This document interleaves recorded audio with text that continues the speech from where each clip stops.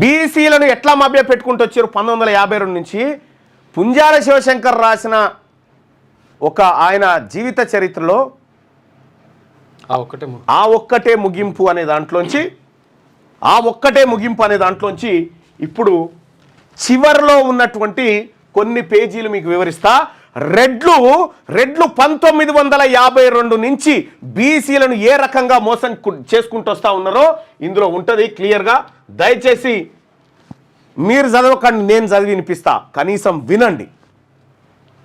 ముక్తాయింపు బీసీల కోసం నేనేం చేశాను అని పుంజాల శివశంకర్ గారు, ఈ మామిడిపల్లి బిడ్డ, ఈ బీసీ బిడ్డ తన జాతి కోసం, తన జాతి భవిష్యత్తు కోసం అమృత్సర్ రైల్వే స్టేషన్ బయట బూట్లు షూస్ పాలిష్ చేసిన అంబేద్కర్ బీసీలకు ఆయన ఏం చేసిండో, ఆయన ఎంత తపన పడ్డాడో ఒకసారి చూడండి.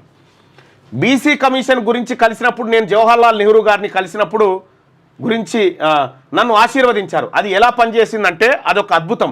వెనుకబడిన తరగతుల స్థితిగతులను అధ్యయనం చేయడానికి మొట్టమొదటి కమిషన్ 1953లో నెహ్రూ ప్రభుత్వ పాలనలో ఏర్పాటైంది. ఎప్పుడు? 53లో. షెడ్యూల్ కులాలు, షెడ్యూల్ తరగతులకే కాక ఇంకా సాంకేతికంగా విద్యాపరంగా వెనుకబడిన పరిస్థితుల్లో జీవిస్తున్న ఇతర కులాల పరిస్థితిని అధ్యయనం చేయడమే ఈ కమిషన్ లక్ష్యం. అదే కాకా కలేకర్ కమిషన్. ఎప్పుడు? 1953లో కాకా కలేకర్ కమిషన్ ఏర్పాటు చేసిరు. కాకా కలేకర్ కమిషన్ ఏర్పాటు చేస్తే ఈ కమిషన్ తన అధ్యయనాన్ని పూర్తి చేసి ఆ నివేదికను కేంద్ర ప్రభుత్వానికి సమర్పించిందని 1955లో వార్త వెలువడగానే నేను ఆనందంతో ఉబ్బి తబ్బిపోయాను. వెనుకబడిన తరగతుల కోసం వచ్చిన ఒక చారిత్రాత్మకమైన అవకాశంగా నేను భావించాను. అందుకే ఒక్క క్షణం కూడా ఆలోచించకుండా ఢిల్లీ బయలుదేరడానికి ట్రైన్ ఎక్కాను. నాతో పాటు రమ్మని వెనుకబడిన వర్గాల నాయకులైన కొండా లక్ష్మణ్ బాపూజీ, గౌతు లచ్చన్న, బొజ్జం నరసింహులను కూడా కోరాను, ఒప్పించాను కూడా.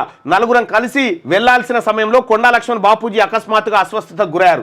మేము బయలుదేరాల్సిన రోజునే ఆయనకు శ్వాసకోశ సంబంధమైన రుగ్మత ఏర్పడింది.